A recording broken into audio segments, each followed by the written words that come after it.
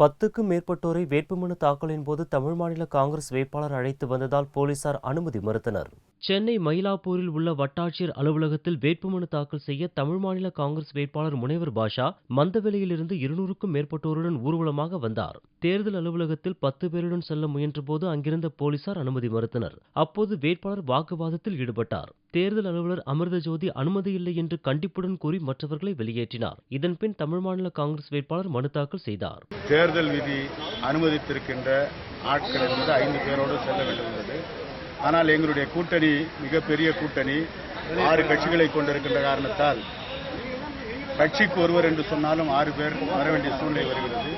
ஆனால் தேர்தல் விதிப்படி 5 பேர் தான் இருக்க வேண்டும் என்று சொல்லுகின்ற பொழுது அந்த விதிக்கு கட்டுப்பட்டு தான் நாம் செயல்பட வேண்டும். எனவே 5 பேரோடு நாங்கள் வேட்புமனுவை தாக்கல் செய்வோம்.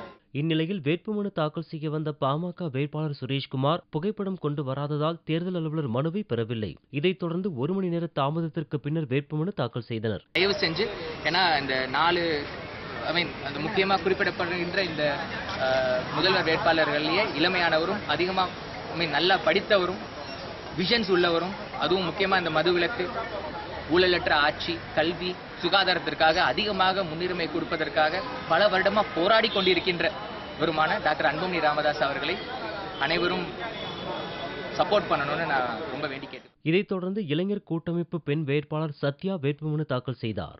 யங்ஸ்டர்ஸ் வரணும்னு சொல்லிட்டே இருக்காங்க. ஆனால் யாரும் வரதுக்கு ரெடியா இல்லை. ஏன்னா இதில் நிறைய ரிஸ்க் ஃபேக்டர்ஸ் இருக்கு, ஃபேமிலி கமிட்மெண்ட்ஸ் இருக்கு, எல்லாமே இருக்கு. இதெல்லாம் மீறி இது நாங்கள்லாம் சர்வ் பண்ணுறதுக்கு ரெடியாக இருக்கோம் அப்படிங்கிறத காமிக்கிறதுக்காக தான் நாங்கள் நாமினேட் பண்ணுறோம். எலெக்ஷன்ஸை வின் பண்ணணுங்கிறது எங்களோட ஃபோக்கஸ் கிடையாது. இந்த மாதிரி இருக்கிறத தெரிஞ்சு மக்கள் எந்த அளவு சப்போர்ட் பண்ணுறாங்களோ அதில் தான் எங்களோட வெற்றி இருக்குது.